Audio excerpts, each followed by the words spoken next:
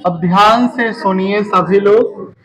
इतिहास की दुनिया है आपका किताब का नाम, जिसमें चैप्टर 1 पढ़ेंगे आज हम लोग, जिसमें नाम है, चैप्टर का नाम है यूरोप में राष्ट्रवाद। यूरोप में राष्ट्रवाद। ध्यान से बोर्ड पर देखिए। और यही राष्ट्रवाद, इसी पर ये सारे जो आपके चैप्टर है, लगभग 8 चैप्टर है आपके इतिहास में, और इसी राष्ट्रवाद पे ये सारे जुड़े हुए चैप्टर है। इसे समझना बहुत जरूरी है, ध्यान से समझिए। पहले कहा यूरोप, क्या कहा है? यूरोप एक महाद्वीप है। यूरोप क्या है? एक, आपको पता है हमारे पास 7 गो महाद्वीप है मुख्य रूप से, जिसमें आपका एक यूरोप भी है, एशिया है, अफ्रीका है, north America, south America, Antarctica, Asia आपका अफ्रीका, और एक है आपका ओशिनिया यानी ऑस्ट्रेलिया। ये हमारे उसी में से एक यूरोप है। उसी में से क्या है? आखिरकार ये राष्ट्रवाद क्या है और यूरोप में ही कैसे कैसे क्या हुआ है, उसके बारे में ये चैप्टर में हमें जानना है। यूरोप में कुछ देश है जिन देशों का हमें नाम याद करके रखना है। पिछले एग्जाम में पूछा हुआ था कि यूरोप में इनमें से कौन देश आता है, तो मेरे साथ याद कीजिए उन देशों का नाम। Italy, Germany, France, Britain, Austria, Prussia, Germany, Poland, Hungary, Bohemia. ये कुछ महत्वपूर्ण देश है जो कहाँ है? यूरोप में। कहाँ है? और ये सभी हमारे कहानी में बार बार आए, कहानी सुनाएंगे। इस कहानी में इन सभी देशों का जिक्र होगा। क्लियर है? तो सबसे पहले हम चलते हैं यूरोप में, जानेंगे यूरोप में कुछ देश हैं। अब हम जानेंगे राष्ट्रवाद क्या है। क्या जानेंगे? तो सबसे पहले हम लिखेंगे राष्ट्रवाद। क्या है लिखा हमने? राष्ट्रवाद। सबसे पहली बात ये, आखिरकार ये राष्ट्रवाद होता क्या है, एक एक करके हम सब जानेंगे इसकी परिभाषा। इसकी ध्यान से देखिए। हमारे समाज में कई तरह का तंत्र है, यानी शासन व्यवस्था है। जैसे राजाओं के द्वारा होता है तो राजतंत्र होता है, कोई सैनिक के द्वारा होता है तो सैनिक तंत्र होता है, और जनता के द्वारा होता है तो लोकतंत्र। किसी एक हिटलर जैसा व्यक्ति आ जाए तो उसे कहते हैं तानाशाही तंत्र। पढ़े हैं ना हम लोग? अब इनमें से अगर सारी शासन व्यवस्थाएं अच्छी चल रही हो तो जनता क्या होगी? उससे खुश होगी। अरे अच्छा चल रहा होगा तो जनता क्या होगी? लेकिन इसी के विपरीत सोचिए, अगर ये अच्छा ना चले, अच्छा तो जनता खुश होगी? जनता इसके खिलाफ आवाज उठाएगी। जनता क्या करेगी? इसके खिलाफ आवाज उठाएगी। समझ में आया? अब जनता एक बैठे तो आवाज नहीं उठाने लगेगी कि हाँ ये राजा ठीक नहीं है, चलो इसे हटा दो। धीरे धीरे इन लोगों को बुद्धि आया होगा। धीरे धीरे इन लोगों को अपने देश के लिए, अपने समाज के लिए, कि हम किस तरह से देश का विकास करें, हम अपने आसपास के लोगों का कैसे विकास करें, हम अपने पूरे अन्य देश में किस तरह जो विकास हो चुका है, हम अपने देश को भी उस तरह विकास करके ले जाए, ऐसा सोचेंगे ना। और धीरे धीरे विकास हुआ होगा, लोगों ने आकर के उन्हें समझाया होगा, तब में जाकर उन्हें आया होगा बुद्धि। लिखो मत, ये सब बुद्धि एक बार तो नहीं आया होगा ना। तुम लोग क्या सीधी 10th क्लास में आ गए हो? धीरे धीरे आए हो, बुद्धि जैसे जैसे बढ़ा है। तो इन लोगों को भी बुद्धि बढ़ा। क्या बढ़ा? किसके लिए बुद्धि बढ़ा होगा? तो अपने देश के लिए, अपने समाज के लिए, अपने देश के लिए, अपने और देश के समाज के लिए जो बुद्धि बढ़ गया है, देश के लिए प्रेम भावना जग गया है, वही क्या कहलाएगा? राष्ट्र। तो इन सब को हम एक भाषा में कह सकते हैं, देश के प्रति, देश के, किसी भी देश का हो सकता है, किसी भी देश के प्रति, किसी भी क्षेत्र के प्रति यदि प्रेम भावना जग जाए, क्या जग जाए? किस में? लोगों में प्रेम भावना जग जाए, तो वो क्या कहलाएगा? वो प्रेम भावना राष्ट्रवाद कहलाएगा। क्लियर हो गया? तो लिखते परिभाषा, देश के प्रति प्रेम भावना का जगना, देश के प्रति प्रेम भावना का जगना। और जगना को कहते हैं जागृत। क्या कहते हैं? तो जागना अच्छा लग नहीं रहा है तो इसको कहेंगे जागृत होना। क्या कहना? समझ में आया कहानी? क्या कहा सबसे पहले कि बहुत सारा तंत्र होगा, उन तंत्रों में जनता अगर खुश है तो ठीक है, नहीं खुश है तो उन लोगों को बुद्धि आया होगा अपने देश के प्रति, समाज के प्रति, और वही देश के प्रति, समाज के प्रति जो प्रेम भावना है वो क्या कहलाएगा? समझ में आ गया सबको? अब जैसे ही आपको प्रेम भावना जग गया, खाली प्रेम भावना देखा जो हाँ हम देश से बहुत प्यार करते, हो गया? ऐसा नहीं ना होगा। आपको करना क्या होगा? आपको देश की व्यवस्था को लेके आगे बढ़ना होगा। देश की व्यवस्था को लेके, जिस क्षेत्र के हैं, जिस देश के हैं, जिस क्षेत्र के हैं, उसको क्या करना है? आगे बढ़ाना है। क्या करना है? आगे बढ़ाना है। तो क्या कीजिएगा? आप लोग राजनीतिक व्यवस्था में जाइएगा उसके। अरे जाइएगा राजनीतिक व्यवस्था में, उसकी सामाजिक व्यवस्था में जाइएगा। अरे जाइएगा। पहले देखिए, देश के प्रति क्या जग गया? प्रेम भावना। अब क्या कीजिएगा? राजनीतिक, सामाजिक, राजनीतिक और सामाजिक शासन या व्यवस्था का आप लोग क्या बनिएगा? वाहक बनिएगा। क्या बनेगा? वाहक मतलब आगे ले जाने वाला। आगे फिर से पढ़ो परिभाषा सभी लोग मिलकर।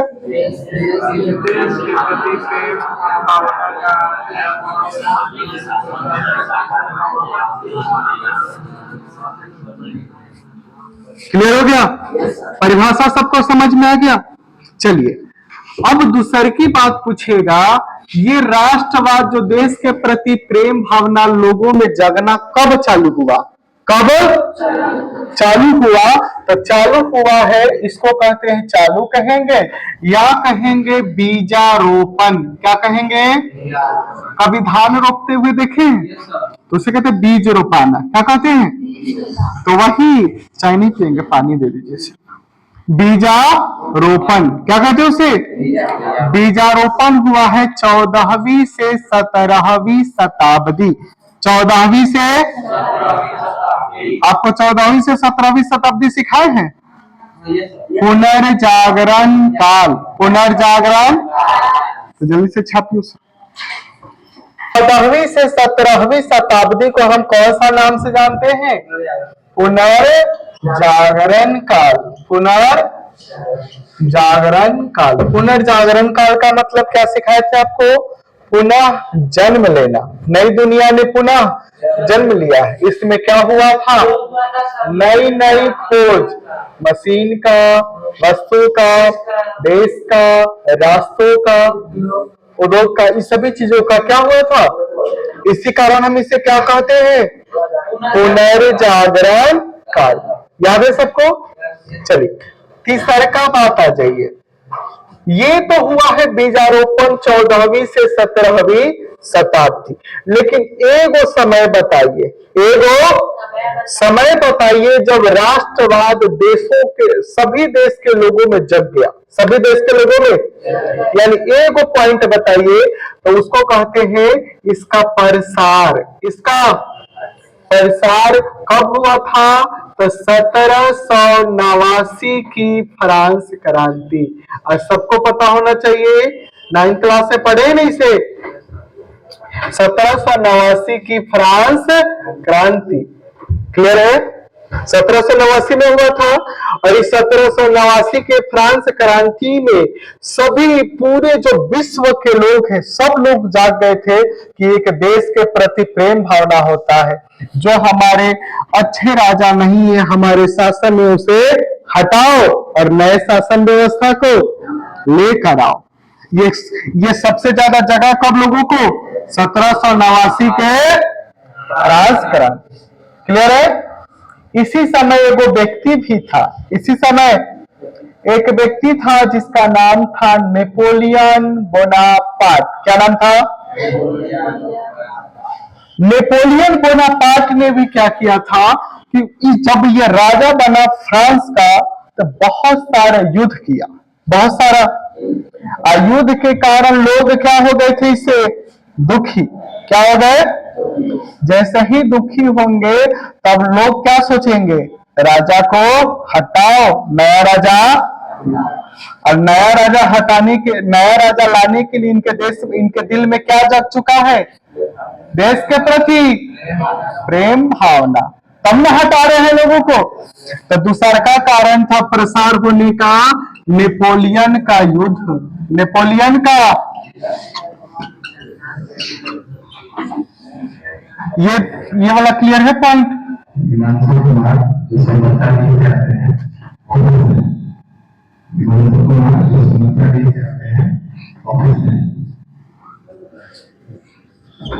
चलिए, ये वाला पॉइंट क्लियर है सबका? अब देखिए अगला कहता है कि उन्नत रूप से पूरे विश्व में राष्ट्रवाद कब फैल गया? पूरे विश्व में उन्नत रूप से, विश्व में उन्नत रूप से पूरा राष्ट्रवाद कब फैल गया? तो वो समय है 19वीं शताब्दी। कौन सा समय है? कौन सा समय है? 19वीं शताब्दी। क्लियर है सबका? अब इसे छाप लीजिए, फिर हम आगे पढ़ते हैं। नेपोलियन बोनापार्ट के बारे में जानेंगे कि ये नेपोलियन कौन था, आखिरकार ये क्या किया था। नेपोलियन 1769 में ये जन्म लिया था फ्रांस में। कहा जन्म लिया था? ये कब लिया था जन्म? 1769 ईस्वी में। ये बचपन से ही बहुत बहादुर था, बचपन से ही, बचपन से बहुत बहादुर था। जब 1789 की फ्रांस क्रांति आया तो जाकर ये सेना में भर्ती हो गया, सेना में भर्ती हो गया और वहां ये बना सेनापति। क्या बना? तो सबसे पहले ये क्या बना है? सेनापति बना। कहां पर? फ्रांस की क्रांति में।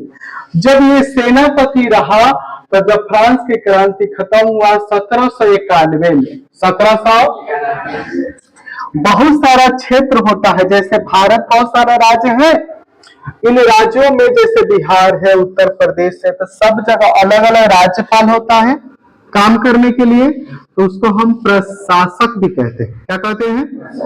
प्रशासक भी कहते हैं। तो इसी नेपोलियन को एक क्षेत्र का प्रशासक बना दिया गया। क्या बना दिया गया? तो उसके सेनापति था, उसके बाद ये क्या बना? प्रशासक बना। क्या बना ये? क्लियर है कहानी? पहले ये क्या बना? सेनापति। दूसरा का क्या बना? जब ये 1804 का समय आया, 1789 में सेनापति, 1791 में प्रशासक, 1804 में ये अपने आप को कहा कि हम ही राजा हैं, हम ही अपने आप को ये राजा घोषित कर दिया। क्या कर दिया? ये राजा घोषित किया और ये सम्राट बन गया। कब? 1804 से 1814 तक। 1804 से कहानी क्लियर हुआ? जब ये राजा बना तो इसने बहुत सारे अच्छे काम भी किए हैं, बहुत युद्ध भी किया है, तो कुछ अच्छा कुछ बुरा काम किया है। तो सबसे पहले ये अच्छा काम क्या किया है? इसने अच्छा काम किया है कि जो इटली था और जर्मनी था, इटली और जर्मनी बिखरे बिखरे पड़े हुए थे, बिखरे बिखरे इन सब को रूप देने वाला, एक जगह करने वाला सबसे पहला व्यक्ति कौन है? नेपोलियन। कौन है? तो पूछेगा इटली जर्मनी का वास्तविक रूप देने वाला, वास्तविक रूप दिया कौन? नेपोलियन। क्लियर हुआ? इसी व्यक्ति ने जर्मनी में एक जगह बनाया जिसका नाम था जर्मन राइन राज्य संघ। क्या नाम था? जर्मन, फिर से बोलो, जर्मन राइन राज्य संघ। जर्मन राइन राज्य संघ, जर्मन राइन राज्य संघ कौन बनाया? नेपोलियन बोनापार्ट ने बनाया। कहेगा कब बनाया? 1806 में। और आपके एग्जाम में ये कई बार पूछ चुका है, कई बार पूछ चुका है कि जर्मन राइन राज्य संघ कौन बनाया था? Napoleon Bonaparte. कब बनाया था? समझ में आ गया? चलिए पांचवा बात, अभी आपको सिखाए हैं कि ये बहुत सारा क्या किया था? युद्ध किया था। और ये अपना समय लेके चल रहा था। ये कहता था कि हमरे समय चल रहा है, हमरे।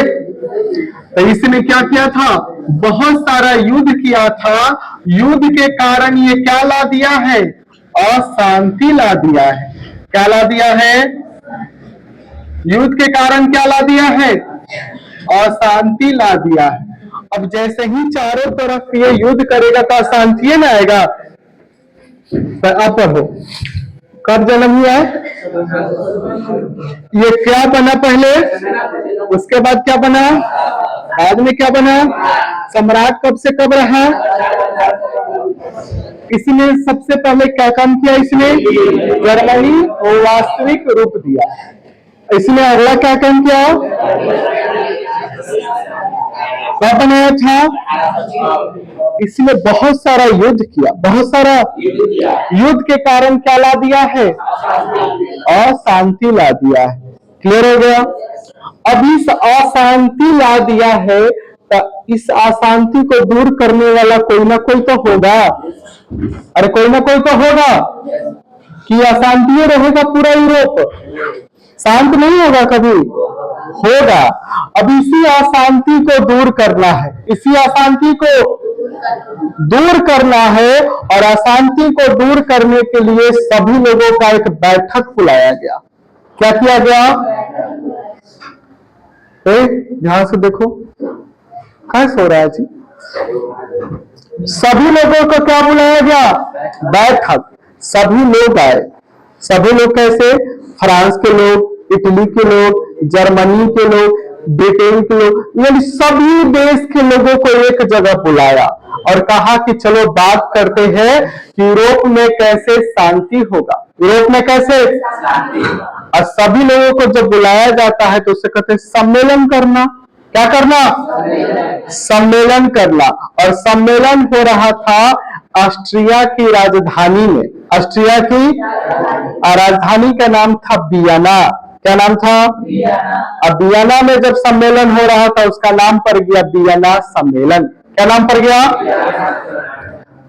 शांति को दूर, शांति लाना है तो क्या होगा? बैठक होगा। और इसको हम क्या कहेंगे? Vienna, Vienna. सभी लोग, इसमें क्या होगा? सभी लोगों को बुलाया जाएगा। इस सम्मेलन को हम कहीं कहीं कांग्रेस कहते हैं। क्या कहते हैं? और इस साल के एग्जाम में पूछा हुआ सवाल है वियना कांग्रेस के बारे में बताएं। वियना कांग्रेस के बारे में। तो चलिए सबसे पहले जानते हैं कि वियना है कहाँ? ऑस्ट्रिया की राजधानी है। ऑस्ट्रिया क्या है? ऑस्ट्रिया की राजधानी। ऑस्ट्रिया की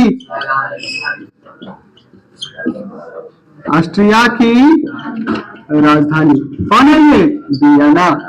और इसी जगह ये बैठक बुलाया गया, सभी देशों को बुलाया गया। अब बुलाया क्यों गया है? यूरोप में क्या करना है? शांति लाना है। क्या लाना है? शांति लाना है। तो दूसरा का वियना सम्मेलन आखिरकार इसका उद्देश्य क्या है? इसका उद्देश्य है, इसका उद्देश्य क्या है? इसका दो उद्देश्य है। इसका क्या उद्देश्य है? दो। पहला उद्देश्य है यूरोप में शांति लाओ। यूरोप में क्या लाओ? यूरोप में शांति लाना।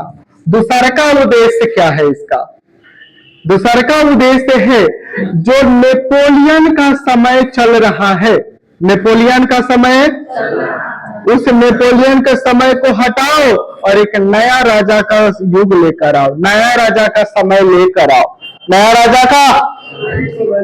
तो दूसरा का उद्देश्य था नेपोलियन के युग को खत्म करो। क्या करो? नेपोलियन के युग को। कहानी क्लियर है सबका? कोई दिक्कत है किसी को? नेपोलियन के युग को खत्म करो और नया युग लेकर आओ। क्या करो? नया युग लेकर आओ। और नया युग लेकर आएगा एक व्यक्ति जिसका नाम है मेटरनिख। क्या नाम है?